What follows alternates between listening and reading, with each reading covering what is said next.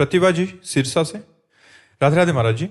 महाराज जी, मैं एक अधम पापी जीव हूँ। वो सब लक्षण जो नहीं होने चाहिए, जैसे चिंता, भय, ओवर थिंकिंग, ध्यान ना लगना आदि मुझ में है।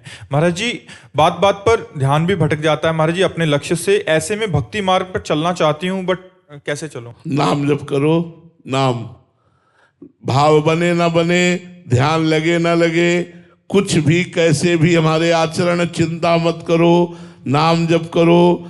जिनको सीधा नाम जप करना नहीं आता था, मरा मरा मरा बोल के सिद्ध हो गए।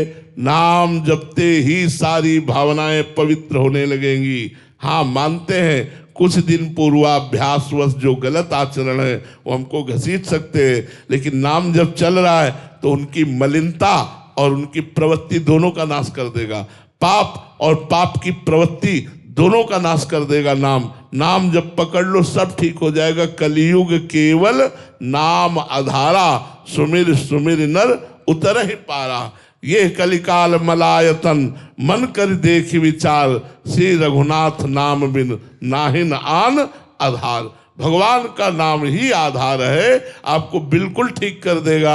आप दूसरों को पवित्र करने वाले बन जाएंगे यदि आप अपनी जिह्वा से भगवान का नाम रटेंगे। नाम रटते ही अशुभों का नाश प्रारंभ हो जाता है। नूपुर जी दिल्ली से। राधे राधे महाराज जी। महाराज जी, हम रोज दिनचर्या में ऐसी कौन कौन सी गलतियां करते हैं जिससे नाम जप की सात्विक ऊर्जा एवं उसका प्रभाव कम हो जाता है?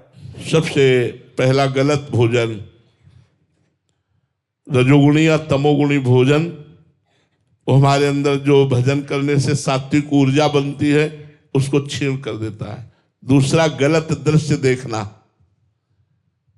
गलत दृश्यों को देखना, जो भगवत विमुख करने वाले सीरियल हैं या जो भी नाटक नौटंकी हैं, गलत दृश्यों को देखना। तीसरा, गलत श्रवण करना। चौथा, गलत बोलना। इनका प्रभाव हमारे ऊपर बहुत पड़ता है। भोजन का, श्रवण का, कथन का, दर्शन का, उसी से हमारा भजन क्षीण हो जाता है। शौभरी जी ने एक मछली को मैथुन करते हुए देखा तो उनके अंदर काम वेदना जागृत हो गई और मानधाता की 50 पुत्रियों से ब्याह किया। भागवत में वर्णन आता है। अजामिल जी ने एक वैश्या को दुराचार करते हुए देखा और इतना मन मलिन हुआ कि उसी वैश्या के अधीन हो गए। तो दृश्य देखना, श्रवण करना, बोलना और खाना पीना, अगर इन चार को हम सुधार पावे तो हमारा भजन नित्य बढ़ेगा और पचेगा भी। भजन करना कठिन, करके बढ़ाना कठिन और बढ़ा के पचाना कठिन। भजन पच जाए तो सिद्ध पुरुष हो जाए।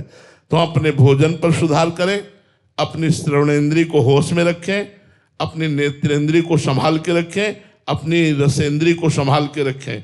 अगर हम रसेंद्री और वाकेंद्री को संभाल के रखेंगे तो सब संभल जाएगा। क्योंकि अगर ये बिगड़ा हुआ है तो जनेंद्री बिगड़ जाएगी, और जनेंद्री बिगड़ गई तो फिर सब इंद्रियां बिगड़ती ही चली जाती है। तो इसलिए सावधान होकर भोजन पर सुधार, नेत्र, श्रवणेंद्री और वाकेंद्री, इन पर हम शासन करें तो हमारा सब कुछ ठीक हो जाएगा। हमारा भजन भी बढ़ेगा और हमारे भजन के भाव की रक्षा भी होती रहेगी।